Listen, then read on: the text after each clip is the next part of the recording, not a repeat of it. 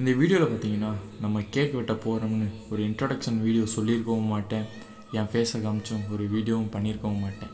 ஏன்னா கேக் வெட்டுறது நமக்கே தெரியாது. திடீர்னு வீட்டுக்கு முன்னாடி வந்து வா கேக் வெட்ட போகணுன்னு நம்ம ஃப்ரெண்ட்ஸ்லாம் கூப்பிட்டா என்ன பண்ணுறது? அதனால பார்த்தீங்கன்னா இந்த வீடியோ பாருங்கள், ஃபுல்லாக பாருங்கள்.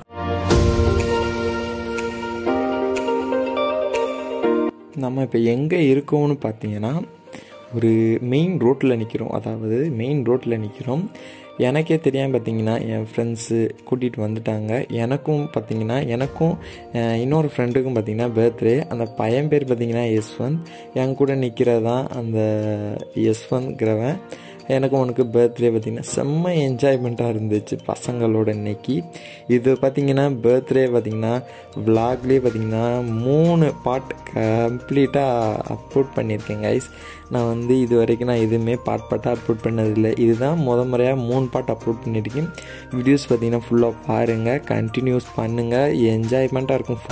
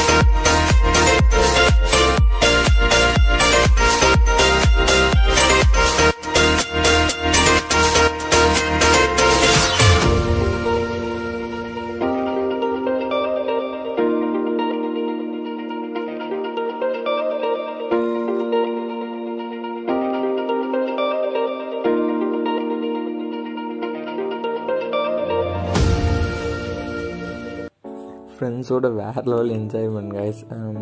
அதாவது நீங்கள் யாரோட இருந்தாலும் சரி, நீங்கள் எங்கே இருந்தாலும் சரி, ஆனால் உங்கள் ஃப்ரெண்ட்ஸோட இருக்கிற என்ஜாய்மெண்ட்டை மட்டும் நீங்கள் மறக்கவே முடியாது கைஸ். அது மாதிரி உங்கள் ஃப்ரெண்ட்ஸ் கூட இருக்கல டைம் போகிறதே தெரியாது.